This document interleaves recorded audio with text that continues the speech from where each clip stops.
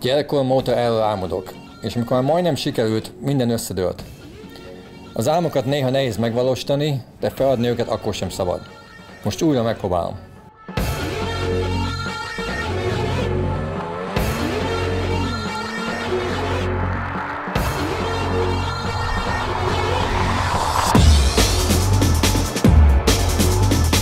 Tudom, hogy egy fiatal nőtől ez szokatlan, de számomra a versenyzés az életem része.